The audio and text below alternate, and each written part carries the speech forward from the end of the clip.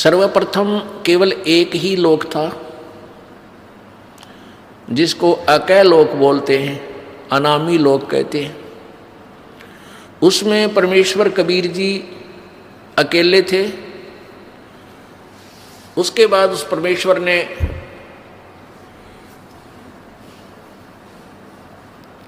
एक से अनेक होने का ख्याल किया।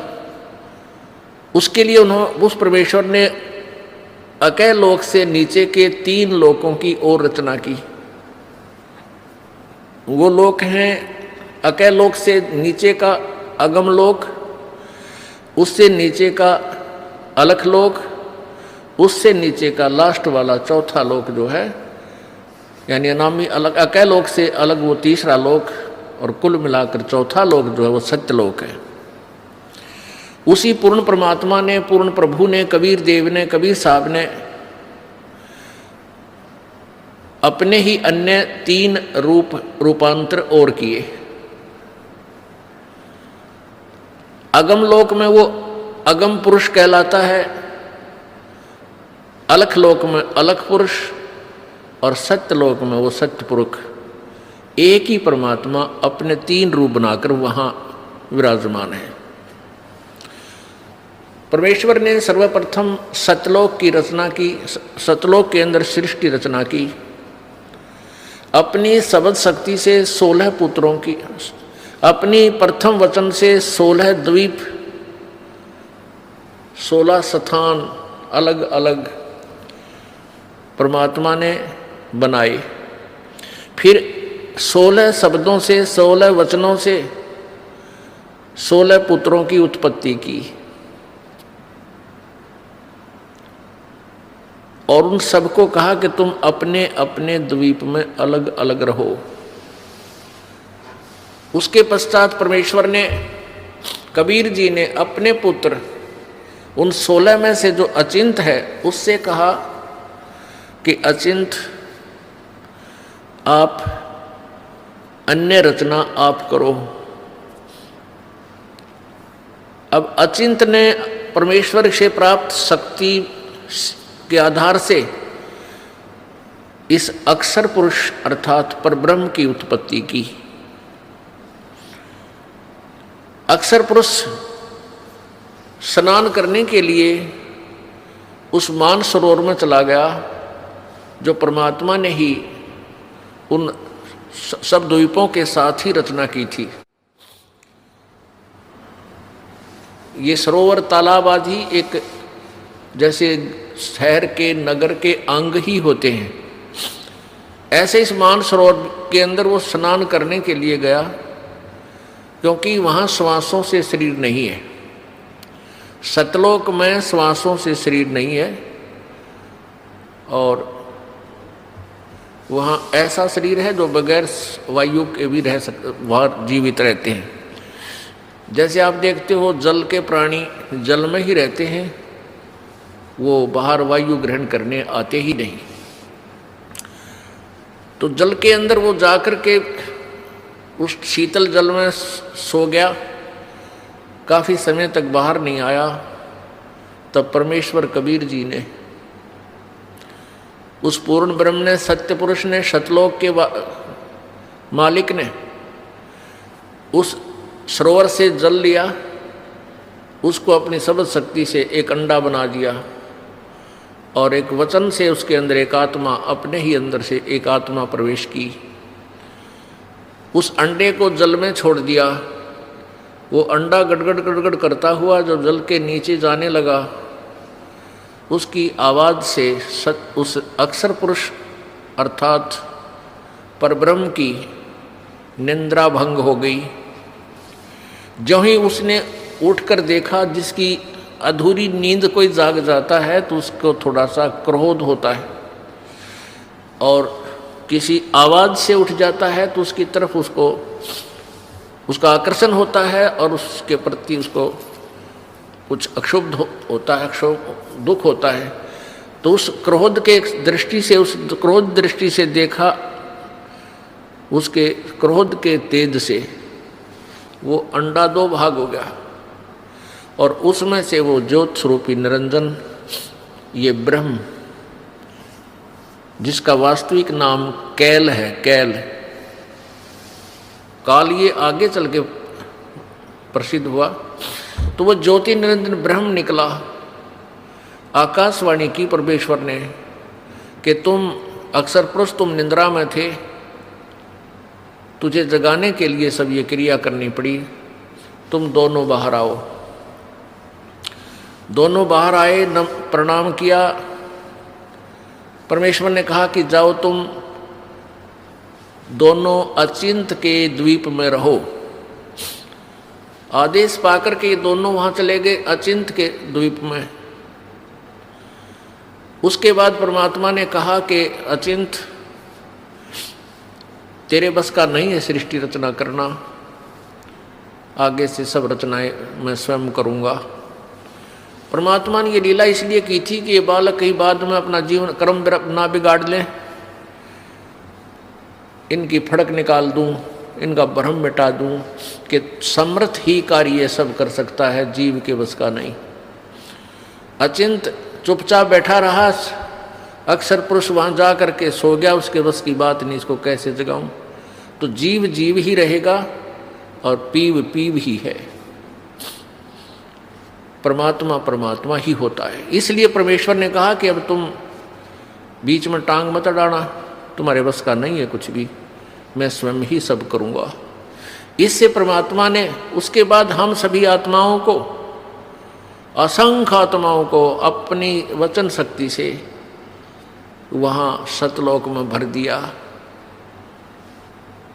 हम सभी वहाँ आनंद से रहने लगे। वहाँ कोई दुख नहीं था, कोई कष्ट नहीं था, किसी चीज का अभाव नहीं था। सब भंडारे भरे रहते हैं, काजू किस्मत सेब संतरे वहाँ के जो फल हैं, मेवा है, वो सदाबहार बाग हैं। अमृत आहार है, अमृत ही वहाँ का जल है। और कोई काम नहीं, ये नाड़ी वाला शरीर नहीं, शुक्रम अकायम असनाविरम। वहाँ हमारा जो शरीर है वो बगैर स्नायु का है, और ये माता पिता के योग से बने हुई शुक्र से बना हुआ हमारा शरीर नहीं है। तो वहाँ कोई रोग नहीं, कोई बीपी हाई ना, कभी लो नहीं, किसी प्रकार का कोई शुगर नहीं, ना वहाँ कैंसर, ना फेफड़े खराब हो, ना गुर्दे खराब हो, कोई भी कष्ट नहीं, किसी चीज़ का अभाव नहीं, कोई काम नहीं, सुंदर आहार, सदाबहार बाग, हर चीज़ वहाँ उपलब्ध रहती है। चार मुक्ति जहाँ चंपी करती माया होरी दासी, दास गरीब अभय पद पर से वहाँ मिले राम अविनाशी। वहाँ जहाँ जैसे यहाँ की चौथी मुक्ति ब्रह्मलोक में जाना होता है, वहाँ पर अपने पुण्यों के आधार से कुछ दिन स्वर्ग के अंदर वो सुविधाएं जो प्राप्त हैं, जैसे होटल में जाके अपनी ही पूंजी से ये प्राणी सुविधाएं प्राप्त करता है, और पूंजी समाप्त होने के बाद फिर अपने कर्म क्षेत्र में आ जाता है जहाँ वो काम करता है। इसी प्रकार स्वर्ग, महास्वर्ग, चौथी मुक्ति जो प्राप्त करते हैं यहाँ की साधना से, वो ऐसा समझो जैसा शिमला के अंदर कोई सेठ साहूकार व्यक्ति, धनी व्यक्ति गर्मियों के दिनों में 2 महीना विश्राम करावे, अपने 20-30 हज़ार रुपये ले जावे और सब अपनी जेब से खाओ पियो मस्ती मारे, बर्बाद करके वापस अपनी फिर दुकान पा बैठे, फिर कर्म करे, फिर पैसे बचावे, अगली गर्मियों में फिर 2 महीने घूमे आवे। ऐसा यहाँ की स्वर्ग, महास्वर्ग अर्थात ब्रह्मलोक तक की उपलब्धि है, प्राप्ति है, का फल है। तो परमात्मा कहते हैं सतलोक के अंदर वहाँ पर ये चारों मुक्ति सदा पड़ी रहे, कभी समाप्त नहीं हो। जो सुख यहाँ की चौथी मुक्ति प्राप्त प्राणी को है, वहाँ आपका कभी समाप्त नहीं होगा, वो आपके चरणों में इतना सुख सदा रहेगा और सदा था।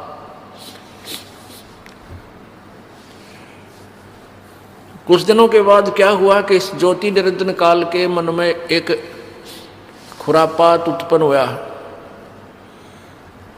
इसमें कुबध उत्पन्न हुई, कुमति।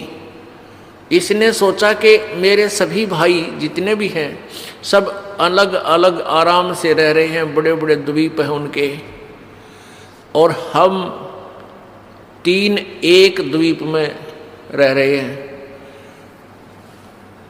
तो उसने क्या किया, एक पैर पे खड़ा होकर तपस्या प्रारंभ की। किसने? इस ज्योति निरंजन ने, ब्रह्म ने, जो 21 ब्रह्मांड का स्वामी है। वहाँ सतलोक में ये केवल एक द्वीप में रहते थे 3 जने।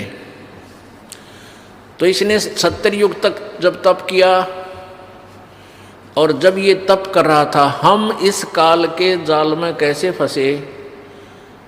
पुण्यात्मा, ये परमात्मा कबीर उस पूर्ण ब्रह्म द्वारा बताई गई कहानी है। ये कोई बालकों की कथा नहीं, या भूतों की कहानी नहीं है, या फिल्म स्टोरी नहीं है।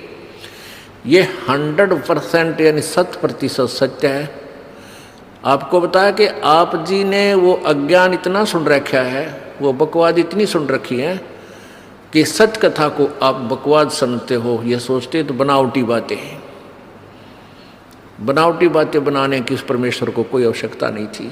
हम बहुत बना रहे थे, बहुत अपनी अपनी डफली बजा रहे थे, तभी आकर के उस परमेश्वर ने हमें शिक्षा दी कि तुम गलत ज्ञान से रंगे जा चुके हो। प्रत्येक पॉइंट परमात्मा का एक एक शब्द सत्य है। क्या कहा, कैसे हम फंसे कि जब ये ज्योति निरंजन काल, ये ब्रह्म तपस्या कर रहा था, एक टांग पर खड़ा होकर के अलग से स्थान प्राप्ति के लिए, राज्य प्राप्ति के लिए, तब से राज्य प्राप्त होता है। तो हम इसकी तरफ देख रहे थे, इसकी इस कला पर, इस अदा पर, इस एक्टिंग पर हम सभी आत्माएं आसक्त हो गए। हम इसको हृदय से पसंद कर बैठे। परमात्मा पूर्ण ब्रह्म कबीर जी ने, यानी सत्य पुरुष ने आवाज लगाई, आकाशवाणी की कि बच्चों तुम मस्त रहो, इसकी क्रिया पर ध्यान मत दो। अब परमपिता की आकाशवाणी आवाज सुनकर हम ऊपर से तो सावधान हो गए, परंतु अंदर से उसकी चाह मिटी नहीं। जब इसने 70 वर्ष तक, 70 युग तक तप कर लिया, तब परमेश्वर ने पूछा कि क्या चाहता है ज्योति निरंजन, तो किस लिए ये हठ कर रहा है। इस ब्रह्म ने, ज्योति निरंजन ने कहा कि पिताजी मेरे लिए स्थान कम है, मुझे अलग से स्थान देने की कृपा करें। परमेश्वर कबीर जी ने कहा कि ठीक है, तुझे तेरे 70 युग के तप के प्रतिफल में मैं तुझे 21 ब्रह्मांड देता हूं। जैसे एक धनी पिता अपने पुत्र को 21 प्लाट दे दे कि ले भाई ये 21 प्लाट तेरे हैं, क्यों रोजाना टेंशन पैदा करता है, तू झगड़ा करता रहता है, ले पकड़ अपने 21 प्लाट तू अपने अलग रख। ऐसे इसको 21 प्लाट दे दिए परमेश्वर ने, 21 ब्रह्मांड दे दिए। अब ज्योति निरंजन काल ने सोचा, ब्रह्म ने सोचा कि इसमें कुछ कंस्ट्रक्शन करूं, रचना भी हो, खाली प्लाट के काम आओगे। इसने फिर तपस्या प्रारंभ की, 70 युग फिर की, और हम और ज्यादा इस पर आसक्त होते चले गए। परमात्मा रह रहकर हमें समझाने की चेष्टा कर रहे हैं कि तुम अपने मस्त रहो, इसकी इस क्रिया पर ध्यान मत दो। लेकिन हम इतने ढीठ हो गए, अपने परम पिता को भी धोखा देने में नहीं चूके। दूसरी बार जब इसने 70 युग तप किया तो परमात्मा ने पूछा भी क्या मांगता है तू, जो तू मांग रहा था वो मैंने दे दिया। ज्योति निरंजन ब्रह्म ने कहा कि प्रभु पिताजी इसमें कुछ रचना की सामग्री देने की कृपा करो। परमेश्वर ने कहा कि ले बेटा, 5 तत्व और 3 गुण प्रभु ने बनाकर अपनी सबद शक्ति से उत्पन्न करके इसको दे दिए। अगले खेल ले, खेल खिलौनों से अब इसने सोचा भी कंस्ट्रक्शन भी कर लूंगा, फिर अकेले का जी लग गया 21 प्लाटों में, तो संतान भी चाहिए, यानी मेरे साथ कुछ आत्माएं भी हों, मेरे साथी हों, मिलजुल कर वहाँ रहें आराम से। इस दृष्टिकोण से इसने फिर तपस्या की। उस समय इसने 64 युग तक जब तप कर लिया, तब परमेश्वर कबीर जी ने सत्य पुरुष ने पूछा कि भी ज्योत निरंजन, जो तू मांगता था वो मैंने तुझे दे दिया, जो तूने मांगा वो मैंने तुझे दे दिया, अब क्यों हट कर रहा है, अब क्या चाहता है तू? तो ज्योति निरंजन ने कहा कि पिताजी मुझे कुछ आत्माएं दे दो, मेरा अकेले का जी नहीं लगता, दिल नहीं लग रहा। परमेश्वर ने कहा कि भी बात सुन ले ज्योति निरंजन, ये सभी आत्माएं मेरे बच्चे हैं, मेरा अंश है, क्योंकि मेरे वचन से, मेरे शरीर से ये बाहर आए हैं, मैंने उत्पन्न किए हैं। ये जीव नहीं दे सकता किसी कीमत पर, किसी भी तेरी क्रिया पर और किसी भी तप से जब से मैं ये नहीं दूंगा, मैं नहीं दे सकता, ये मेरी आत्मा है। उस अंतर्यामी परमात्मा को सब पता था कि ये दूध फट गया, ये सेब खराब हो गए, और सेब खराब हो जाए तो वो सेब सेलर उस सेब को उन सेबों से बाहर दूर फेंक देता है, बाहर फेंक देता, उसको मंडी के खागड़ खाया करें, फिर पातला कुचला, कुत्ते खावें, गधे खावें। तो ऐसे हम सभी आत्माएं उस परमात्मा की दृष्टि से गिर गए, हम पतिव्रता पद से गिर गए, क्योंकि हम इस ज्योति निरंजन को अंतर आत्मा से चाहने लगे, और पिताजी के कहने के बावजूद भी हमने अपनी चाहत को वापस नहीं किया। पुण्यात्माओं, आप देखते हो ये रोग हमारा वहीं से लगा था। ये आप देखते हो, ये हीरो और हीरोइन, अभिनेता अभिनेत्री अपने रोजी रोटी के लिए नाचना कूदना, चटक मटक डायलॉग बना बना के इसे गाँव में नाच बजावे, और हम उनके ऊपर आसक्त हो जाते हैं, ये युवा बच्चे। और माता पिता कितना इनको धमका ले टेलीविजन ना देखियो, कितना इनको कह ले कि सिनेमा देखने मत जाइयो, कहेंगे को नहीं जावा, और सिनेमा के वहाँ पाऊंगे। यहाँ इस बरवाला में, हिसार में या कहीं आसपास पता लग जाए नहीं युवा बच्चों को कि वहाँ हिसार में कोई अभिनेत्री आई है या कोई अभिनेता, ये नाच कूद करनी है, फिल्मों में कार्य करने वाले ये आया है, तो देखे इनका जम घटे, भगवान इतने इकट्ठे हो जाएंगे, कहाँ से खड़ा है, आधा किलोमीटर दूर से एडी ठाठा देखे जाके वो खड़ा स्टेज पर, वो खड़ी, और लेना एक ने देने दो, सारा दिन धक्के खा के और उल्टे आ जाए। तो बेमतलब वो अपने पैसे के लिए, अपनी रोजी रोटी के लिए उछल कूद कर रहे, और हम फ्री में उनके लिए वहाँ धक्के खाते आ रहे। तो ये रोग हमारा वहाँ लगा था। तो हम अपने उस मूल मालिक ने, उस परम पिता पर आसक्त रहे नहीं, जो सारे सुख देता, कोई रोग नहीं, कोई दुख नहीं, कोई किसी की मृत्यु नहीं, किसी का बेटा मरे नहीं, किसी की बेटी मरे नहीं, और उसको छुबोलकर हम इस पे ज्योति निरंजन की इस कला पर एक पैर पर खड़ा होकर तप कर रहा। ओह देख रहे हो, देख, अब यहाँ देख लियो, इस बरवाला में कोई या शहर आसपास की तरह को बाबा जी, ये नकली हठ योगी, शास्त्र विरुद्ध साधक, नो पता लग जाना वह बाबा जी खड़ा तप है भाई, और 5 दिन हो गए, 10 दिन हो गए, कोई फिर महीना हो जा, तो सारा बरवाला देखने जा, सारे उस पर चढ़ा का, और भाई पैर सूझ रहे हैं, मोटे मोटे पैर हो गए, और क्या होंगे उस गधे के, खड़ा रहेगा तो पैर सूझेंगे। परमात्मा ने भक्ति करने का तरीका बताया है वेदों में, गीता जी में, बिल्कुल आसान मार्ग है, सहज मार्ग है, वो तो किया नहीं। तो उस पर आसक्त हो जाए, किसी को कह दे भाई बैठ कर भजन कर ले, ये नाम है, ये मंत्र हम जो आपको बताते सबसे आसान, यूँ ना बने और न्यू के उठो पेट पलनिया जाऊँगा और कावड़ लाऊंगा, फुदड़ फुदड़ पैदल जाकर पैदल कितना डले डुहाले डोलेगा, पर बैठ कर मंत्र 2 माला कर दें अंगड़ाई टूटन लग जाए, चल लगे तो घूम का वहाँ। अब घूमा आप घूमना पर होगा तो अपने पाछे फिर कौन बैठने देगा। तो कहने का भाव ये कि हमारा यह बीमारी वहाँ से लगी हुई है, अब इसको हमने दोबारा सेट करना है। अब ये ज्ञान से सेटिंग होगी। ये जो कथा आपको दास बता रहा है परमात्मा की बताई हुई है, किसी बालक का ज्ञान नहीं है। इसको आपने हृदय में लिख लेना है और तब इस ज्ञान को, अध्यात्म ज्ञान को आप समझ पाओगे, नहीं तो ऐसे ही भ्रमित रहेंगे। क्योंकि सृष्टि रचना के बिना कोई भी सिर पैर किसी शास्त्र का आप समझ नहीं सकते।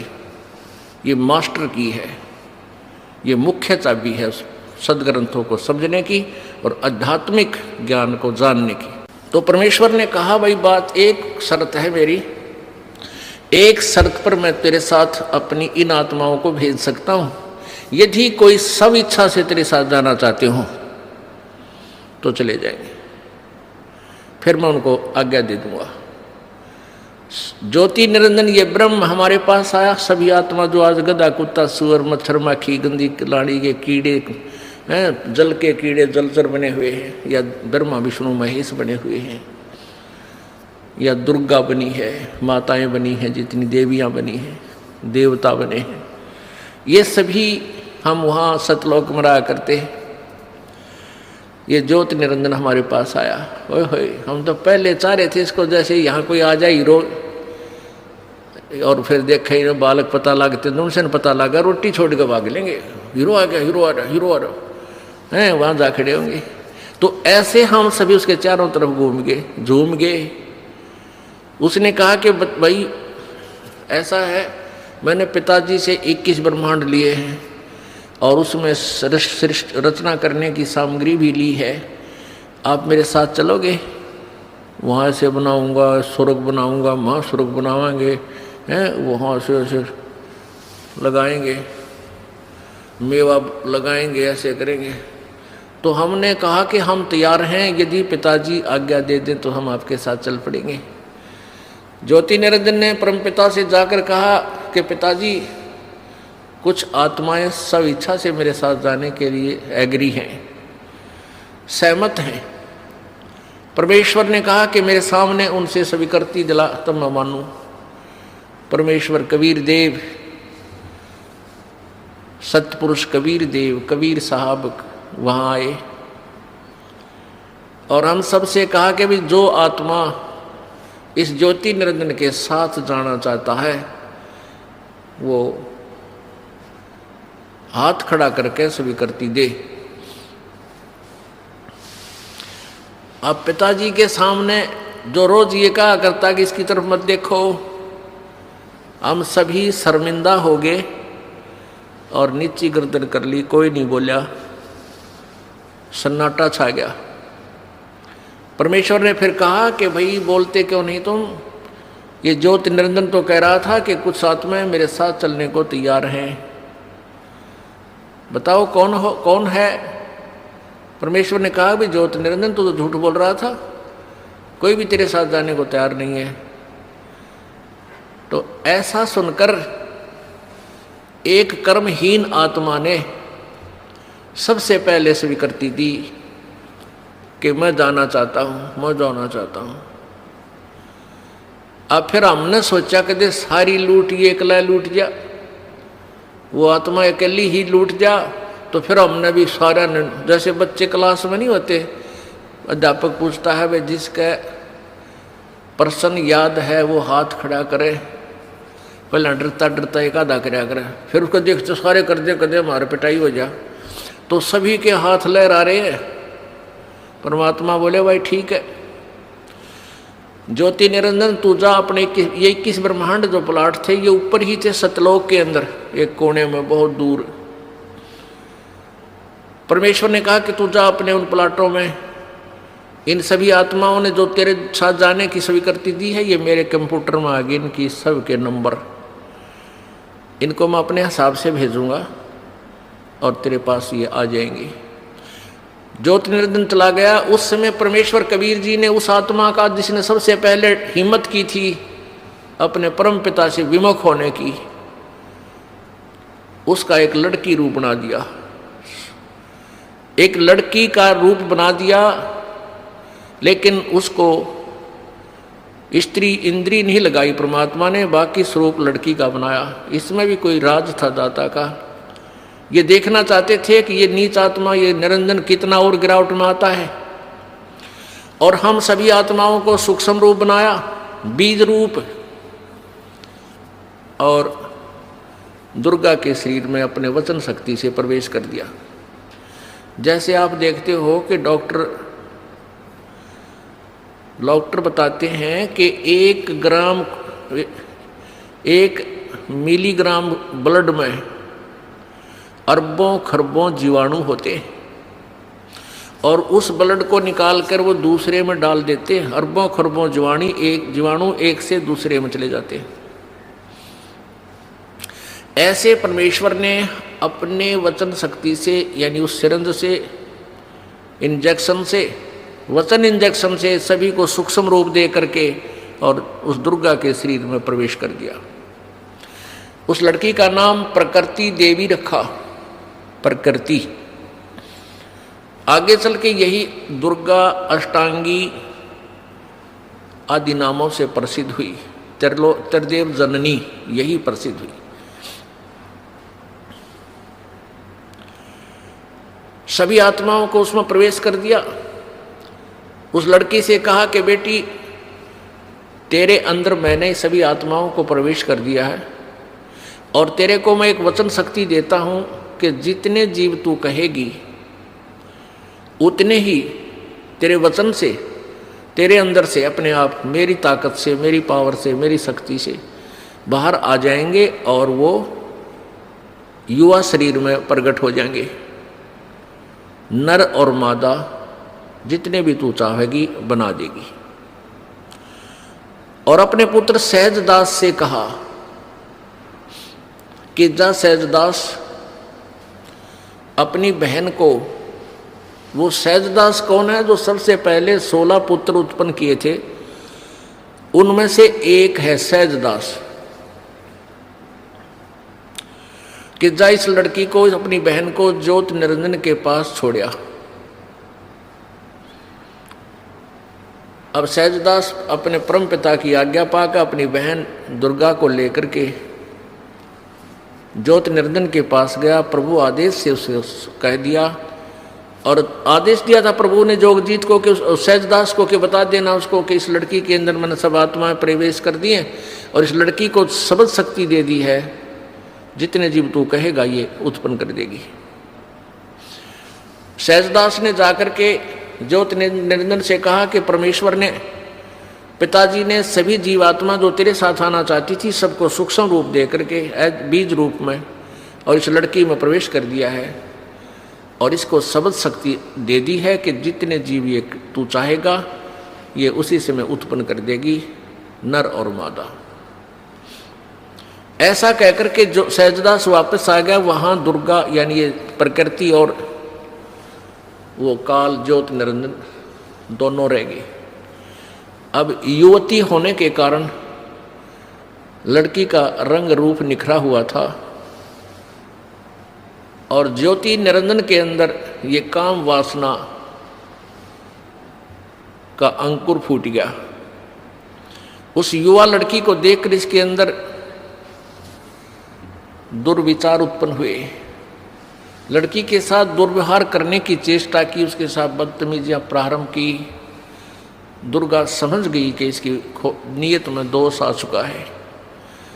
प्रकृति देवी ने कहा कि ज्योत निरंजन, मेरी एक अर्ज सुन ले, तू ये पाप मत कर। तू मेरा बड़ा भाई है, मैं तेरी छोटी बहन हूँ। तू पहले परमात्मा ने अंडे से उत्पन्न किया, उसके बाद हमारी उत्पत्ति की, और बहन भाई का ये नाता, ये दुराचार महाघोर पाप होता है, ऐसा जुल्म मत कर। अब ज्योत निरंजन ने एक नहीं सुनी उस देवी की, हर संभव याचना भी उसने कैंसिल कर दी, रिजेक्ट कर दी। तब दुर्गा ने सोचा कि अब तेरी इज्जत का कोई इज्जत के बचाव का कोई विकल्प नहीं बचा। तब उसने अपना सूक्ष्म रूप बनाया और जो ही उसने बकवादों के लिए मुंह खोल रखा था, अभद्र तरीके थे, उसके मुख के माध्यम से और पेट में पहुंच गई। वहाँ से प्रार्थना की, हे पिताजी, हे सत्य पुरुष, मेरे साथ ऐसे ऐसे इस जो षष्ठी रचना का अगला पार्ट आपको जल्दी हमारे चैनल पर मिल जाएगा। तब तक इस वीडियो को शेयर कीजिए, पसंद आए तो लाइक कीजिए और चैनल को सब्सक्राइब कीजिए। सत साहेब।